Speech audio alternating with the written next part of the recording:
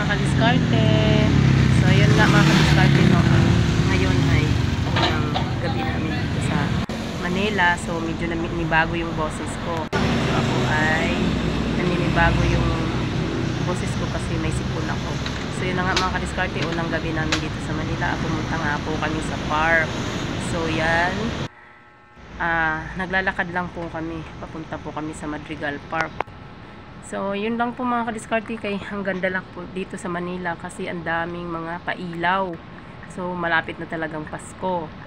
So, yung kinagandahan, iba-iba yung ilaw, iba-iba yung design, may iba-iba yung laki, may maliit, may malaki. So, yun mga kadiskarte.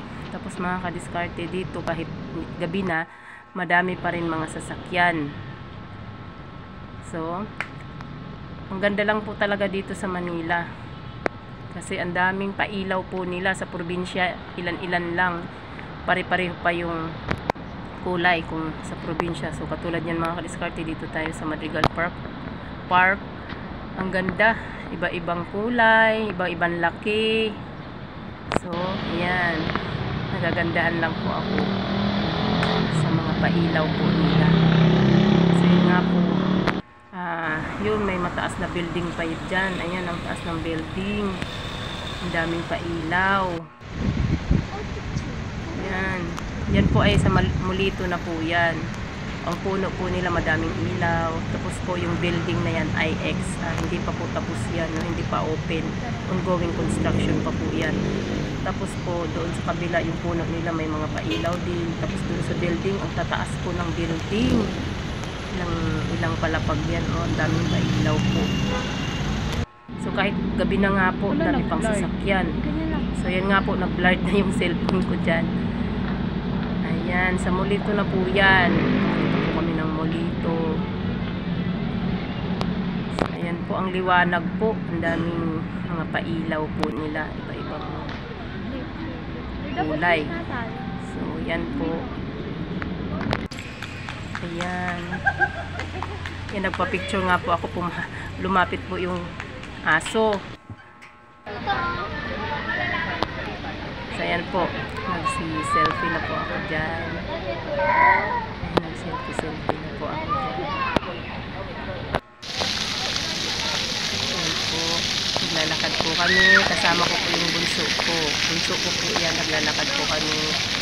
So yung kinagandahan, ang ganda ng view, ang ganda ng fountain po nila, iba-ibang kulay. Ayan, kasama ko yung bunso ko. Ang ganda po, no? Ano lang dito sa Manila, ang ganda lang po, nakakawala ng stress. Kasi ang dami mo pong makikita ng mga pailaw po na, ang gaganda po ng pailaw nila. Kasi po, nakaupo na po kami dyan kasi nakakapagod na po maglakad. Habang po nakaupo kami, nagsi-selfie na po kami.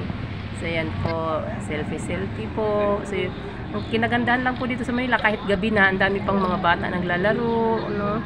So sa probinsya po, pag ganitong ganyang oras, nasa bahay na po, nasa loob na po ng bahay ang mga tao doon. Wala ka nang ilan-ilan na lang po makikita mo sa labas pag nasa probinsya po kayo. So ayan po yung Christmas tree nila. Grabe, ang ganda. So yan po, sa Mulito na po yan, no? Palabas na po yan ang Mulito. Pauwi na po kami niyan kasi medyo napagod na po kami. So yan, habang na-traffic pa, kinuhanan ko po muna ng video. So yan po, Mulito. So ang dami pa pong sasakyan kahit gabi na po, no? Daming sasakyan naka-park kasi ang iba kumakain pa po. Nakakain pa po sa restaurant. Maraming restaurant po dyan. Maraming mga restaurant. So ayan na po, may hagdanan po dyan. Pauwi na po kami. No? Maglalakad lang po kami kasi malapit lang po sa T.S. Cruz yung park na po yan. Yung park na yan malapit lang po sa tinitirhan po namin. So yun nga po, naka-step in lang po kami ng anak ko. So yun na po, pauwi na po kami, no? Palabas na po kami ng Madrigal Park. So ayan na po, pauwi na po kami niyan. Salamat po. Yan po ay papasok na po sa TS Cruz. Bye-bye po. Salamat sa panonood. Yan po ay papasok na po sa TS Cruz sa subdivision na tinirhan namin. Bye-bye.